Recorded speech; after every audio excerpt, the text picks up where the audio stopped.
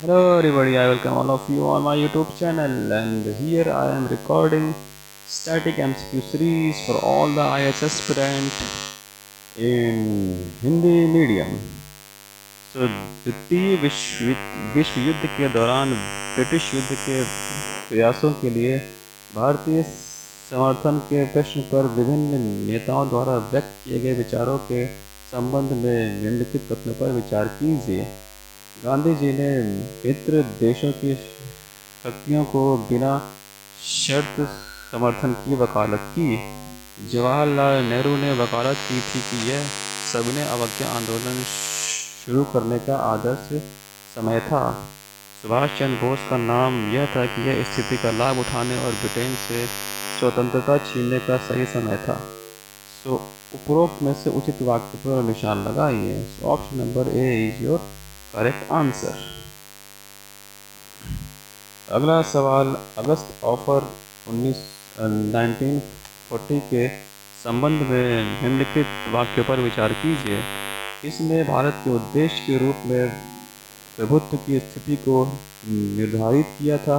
पहली बार इसने भारतीयों के संविधान बनाने के अधिकार को मान्यता दी थी। उपरोक्त में से अनुचित वाक्य पर निशान लगाइए। सो ऑप्शन नंबर 4 जो आपका है वो उचित आंसर है।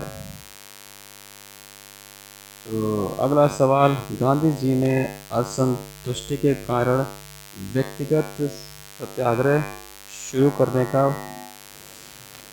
फैसला लिया था। सो ऑप्शन नंबर सी, द्वितीय विश्व युद्ध के दौरान अंग्रेजों द्वारा अगस्त प्रस्ताव की वजह से। अगला सवाल, सर स्टैनफोर्ड किसकी योजना से यह परिकल्पना की गई थी कि द्वितीय विश्व युद्ध के बाद तो भारत को इस शर्त के साथ एक गणतंत्र बनाया जाना चाहिए कि राष्ट्रीय मंडल में शामिल हो जाएंगी। भारत को पूर्ण स्वतंत्रता दी जानी चाहिए। स्वतंत्रता प्रदान करने से पहले भारत को 2 भागों में विभाजित किया जाना चाहिए। भारत को डोमिनियन का दर्जा दिया जाना चाहिए। Option number 4। और ये मेरी आप लोगों से विनती है कि जो इसकी व्याख्या होती है उसको रीड करने के लिए आप वीडियो को पॉज कीजिए और आप उसको रीड कर सकते हैं। इससे आपकी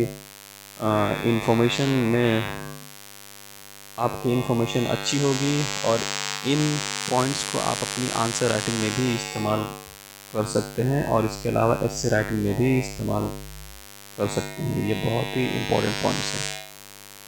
सो अगला सवाल,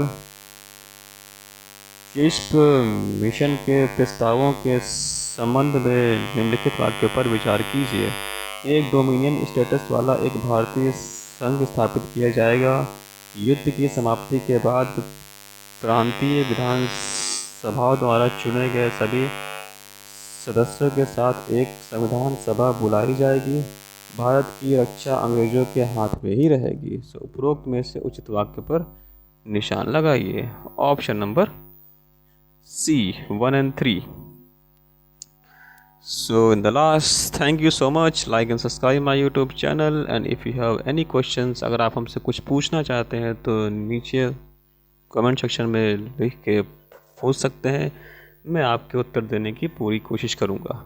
और मैं वापस से बोलूँगा कि जो हर एक प्रश्न के बाद आप उसकी व्याख्या के ऊपर वीडियो को वॉच कीजिए, पूरा व्याख्या को रीड कीजिए, पूरे स्टेटमेंट्स को रीड कीजिए, तो उससे आपकी नॉलेज में इजाफ़ा होगा या आपकी नॉलेज में वृद्धि होगी। और ये पॉइंट्स बहुत ही इम्पोर्टेंट पॉइंट्स हैं। आप इन पॉइंट्स को एज इट इज़ अपनी आंसर राइटिंग में भी इस्तेमाल कर सकते हैं या एस्से राइटिंग में भी।